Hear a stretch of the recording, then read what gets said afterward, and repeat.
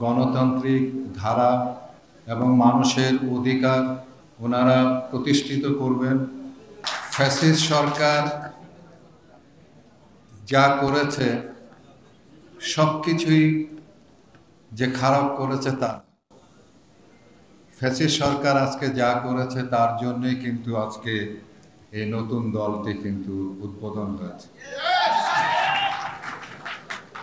কাজেই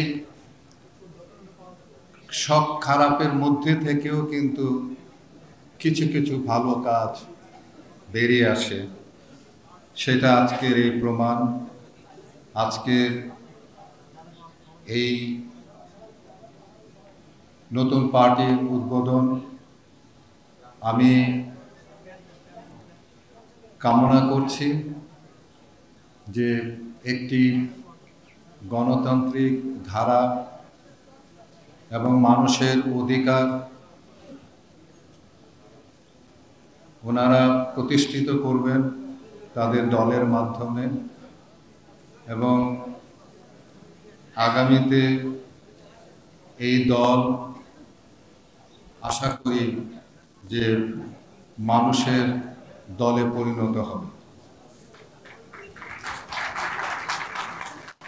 আমি একটি কথা বলতে চাই রফিকুল আমিন সাহেবকে, যে আমি যে আন্দোলনটি করছি, নিরাপদ সড়ক চায়ের আন্দোলন, বাংলাদেশ পার্টি জন্ম হয় নাই যারা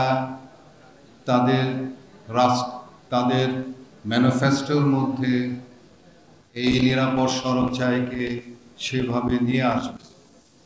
আমি আশা করেছিলাম যে রফিক সাহেব অন্তত এই জিনিসটিকে নিয়ে আসবেন, কিন্তু আপনি আনেন নাই। তো আমার এটি দাবি রইল আপনার প্রতি যে নিরাপদ সড়ক চাই বিষয়টিকে আপনাদের ম্যানিফেস্টোর মধ্যে নিয়ে আসবেন ইনশাআল্লাহ।